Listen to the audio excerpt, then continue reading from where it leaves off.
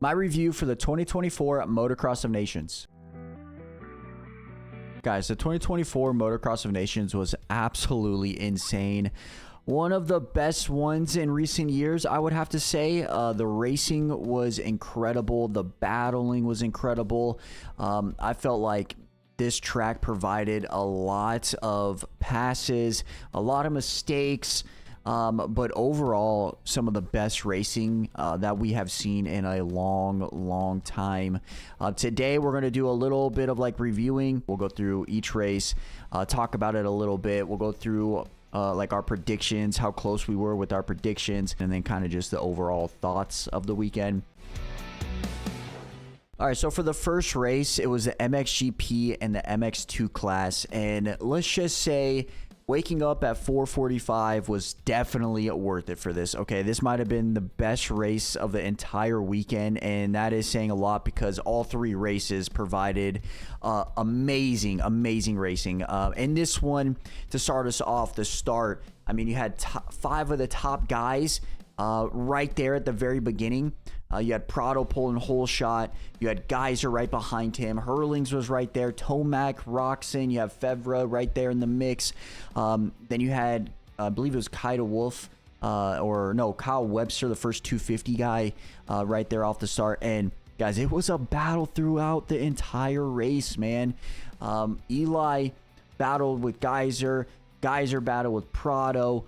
And then you have Roxon as well as Hurlings going at it. Dude, it was such an amazing race that, like, I think I was losing my mind for 20 minutes straight. Like, I couldn't believe the racing that we were watching, man. It was insane. Hurlings also crashed pretty early in that race and came back to, I believe it was 5th. He got past his teammate, Kyle Wolf, at the very end. But yeah, he crashed, went down to 12th, I think it was at one point, maybe 13th, and rode all the way back. Passed a lot of guys, too. Like, we're accustomed to Hurlings doing that in the GP classes, right? But he had to go past Ken Roxon, Hunter Lawrence, Jeremy Sewer, his teammate Kyle Wolf. I mean, those are top tier guys, right? And it was awesome to watch him fight back after that crash. Maybe if he doesn't crash, he goes forward a little bit because he was right there with Tomac and Prado, and it was Fevra right there in the mix too. So maybe he doesn't crash. Maybe, possibly, he goes after second or third. But one thing that really surprised me, I think, for that race was, one, Tomac getting into second and right on the rear tire of Tim Geyser. I did not expect, I didn't expect Tomac to be doing that, right? I don't know why I didn't expect that. That is beast mode. That is our #1 guy. But he rode absolutely amazing, man. All weekend, he rode absolutely amazing. I thought possibly he could have like an off weekend, but man, I was dead wrong. Also, Tim Geyser rode amazing as well. Probably the best result of the entire weekend, in my opinion. He got out into the lead pretty early and kind of just rode consistent. Pulled away from Tomac at the very end. But man, Geyser had an incredible ride in Moto #1. But can we talk about Lucas Coonan as well as Kyle Wolf? Bro, Coonan was battling the top tier guys in the MXGP class and almost got into 3rd place. Like, he was legit like 3 seconds back at one point. I even mentioned it like during the live stream, like, yo, Lucas Coonan can get top 3 here. It was incredible. I don't know where that speed came from, Lucas battling those like top tier 450 guys, but it was so impressive. Like, my takeaway for Lucas, I know that everybody's been saying it from like the GP races, like he was coming in super hot, but I didn't expect him to be that quick. I did not expect him to ride that great. He was riding incredible until it wasn't. He went down with like, I think only like 5 minutes left in the race, something very late, but he hurt his shoulder. From the broadcast, they said maybe a dislocation. I haven't got any word from it yet. I'm recording this Sunday night. I haven't seen anything come through, but it looked like a shoulder injury, maybe a dislocation. I hope he's okay. Hope he can heal up and get ready for MXGP next year. But My takeaway for Lucas Kunin is we need him in the USA ASAP, bro. Just the same as Kyle Wolf. I think Kyle Wolf was more impressive because he was more consistent in that race. Yeah, he didn't have the speed to maybe battle for the top 3, but he was there the entire race where Lucas crashed out. And I said this in, I think, a reaction video, or maybe the reaction video, that the MXGP guys crash a lot. And I mean, I feel like this weekend proved that. I don't know. Lucas Kunin went down. Kyle Wolf went down a bunch. Some other GP guys went down a bunch. But, like, just overall, though, I think we need Lucas Kunin and Kyle Wolf in the U.S. battling with the boys. But overall, Kyle Wolf rode amazing. Got to give it up to Kyle Webster, too. He rode awesome in Moto 1. Cooper Webb, though, kind of struggled. 17th overall. I didn't expect him to maybe be top 8, but I expected him to be better than 17th, man. He was down extremely bad in that race. But yeah, a couple other guys too. Ken Roxon, like I mentioned, he was top 5 at the start, faded to 10th. I feel like that's a custom, or like a, not a custom, but like more of like a normal thing for Kenny these days. It's just in motocross races, he starts quick, he starts up front, and then just slowly fades back. I don't know what is happening. Maybe health issue, maybe he got tired, arm pump, I don't really know, but that's kind of what we're accustomed to. What was I kind of getting back before, but he kind of just fades. Shout out to Ferrado from Italy. He rode awesome in 9th. A couple 250 guys right behind Kyle Webster in 12th and 13th with Mikolai and Carlos. I think that's how you pronounce his name.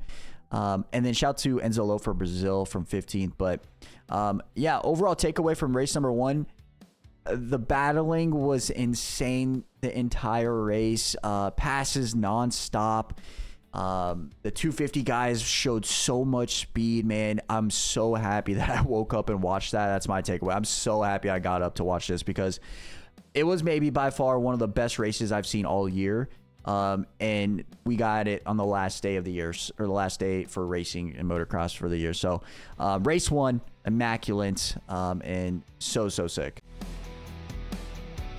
Okay, so for race number 2, it was MX2 and Open class combined. One thing that kind of surprised me, though, was Ruben Fernandez. He pulled the whole shot. And, bro, dude, he was riding so good. He rode so freaking good. And he finished 2nd place, right? I didn't expect that. I definitely did not expect Ruben to go out there and get 2nd place in this field with, like, the likes of Maximum Renault, AP. You also had... who are the other 450 guys in this? You had Glenn Koldenhoff, who kind of struggled in this one.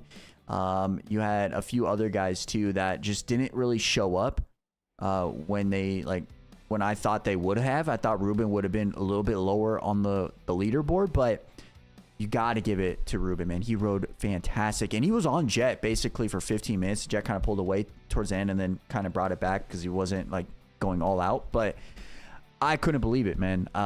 Just amazing ride by Ruben. I know he was fast from MXGPs this year, but I didn't expect him to go do this. His starts were on point. So, yeah, got to give it to him. Just in qualifying, 2 qualifying heats, he had an awesome start, too. But, yeah, like I said, Jet, I expected Jet to go out and win this. I didn't think anybody was better than him in this class, and that's exactly what he did. He got into the lead, I think, 2nd lap right after the finish, I'm pretty sure, and then just did what Jet does. Doesn't go out and win by 30 seconds. He manages a pretty good gap and manages his times, and that's exactly what he did. It slowly built over time, but it wasn't like anything crazy. It was just a typical Jet race, and that's why he's so fucking good, because he can go out and do those things, right? But yeah, just kind of expected from me. Simon Langerfelder, he finished 3rd in the Moto, and Moto 1, he actually struggled really bad. At one point, I believe he was down in like past 30th and came back all the way to, I believe it was 18th, which is super impressive, right? But then in this race, he comes out and get a 3rd. I knew he was fast because of the qualifying heats, but I didn't expect him to go out there and get a 3rd place, man, with some of these 450 guys. One thing for this weekend, man, 250s could hold their own versus these guys. Maybe it was the track because of how technical it was. Maybe the 250s were able to do that compared to maybe a high-speed track.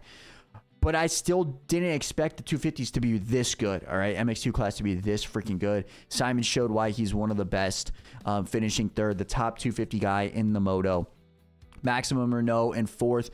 You didn't really see too much of Maximum Renault, to be honest, in both races. He had a couple I would say, minor mistakes almost cost him in Moto 2. Maximum just rode very consistent in that 4th place and didn't take too much risk, and just rode really good. And that's what you kind of needed for France, especially when Tommy V struggled in that Moto 1. You needed him to go out there and just get a good result, and that's exactly what he did. Kyle Wolf, once again, another great performance in 5th place. This time he was the second MX2 guy. He had a couple tip overs, but then came right back, which was super impressive, and still passed 450 guys. Like, even with crashing, he was one of the best guys out there today. Like, you put the whole field together, he might have been top 10 with everybody involved. You know what I mean? So that's one thing you got to hold his hat on. He won the MX2 class. So he did fantastic. Fantastic from Kyle Wolf. And then Conrad Muse, a surprise for me in Moto 2. Someone pointed this out, but he came from 16th all the way to 6th, which is insane. Okay, that is wild. Rode amazing, similar to what Jeffrey did in Moto 1. I just didn't expect him to be that good, all right? First off, I didn't even know who he was, but he surprised me, and now I'm a fan. I'm going to maybe keep up with what he's doing in the British Championship, if he does any GPs, because what he put on this weekend, it shows that he can ride with everybody. And then Aaron finished in 7th in this one, man. He had goggle problems throughout the second half of the race, I guess. He had to pull his goggles at the very end, which kind of hurt us if you really think about it. Once he pulled his goggles, he actually lost, I believe it was 2 positions. Now, we did lose by 3 points. Australia won 26, US 29, and then I think it was Netherlands at 35. 2 points is a lot, especially going into that 3rd race. That could have changed everything for us in that 3rd race, but he didn't pull in for goggles, and he took the goggles off, lost a lot of time. Conrad got by him, Kyle Wolf got by him, and yeah, he was right there on maximum row, and going for like that 5th, 4th spot, and yeah, the goggles situation kind of chalked us. But it's all right. Still, a 7th place is super solid when you have to throw out a horrible race like Cooper Webb 17th. So, honestly, not bad considering. Cooper Webb, probably the best result that he could have done, in my opinion, was in 9th place. He held on at the very end. It got 9th by 0.1, which is incredible. That really helped us get into that 2nd position, I think, because if he got down into that 13th through 15th slot, that would have been bad for the U.S., and I don't think U.S. would have got onto the podium.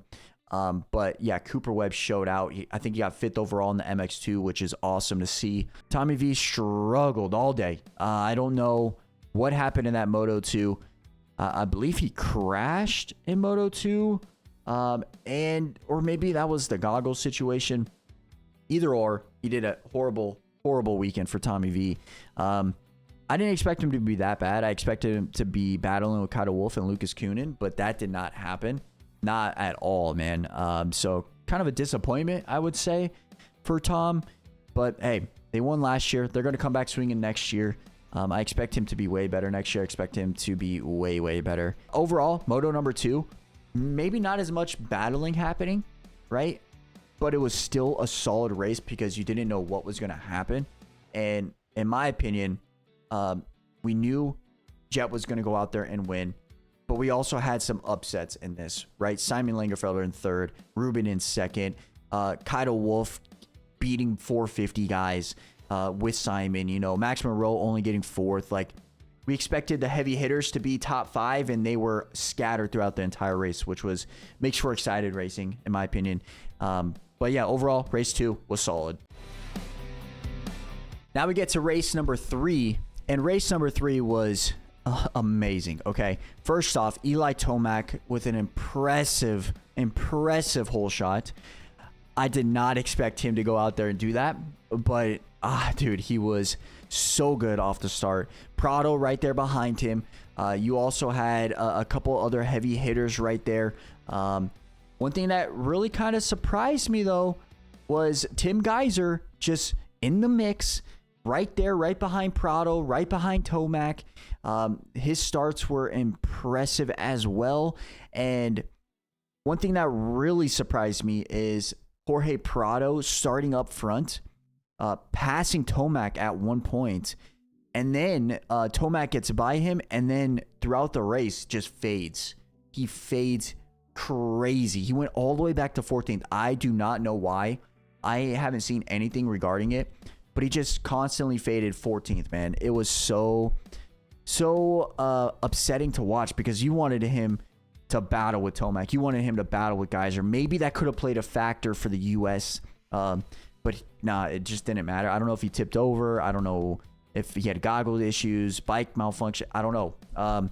But something that it was just upsetting to watch because you want to see Prado do good. I do know Prado is going to be racing Kawasaki next year. That's the rumor, at least. And that was his last race on Gas, which kind of sucks. I mean, 14th is not the greatest, but he did really good in Moto 1. You can hold your head high, right? Won the title in MXGP, but I expected a little bit more out of Prado. That's just from my looks from it.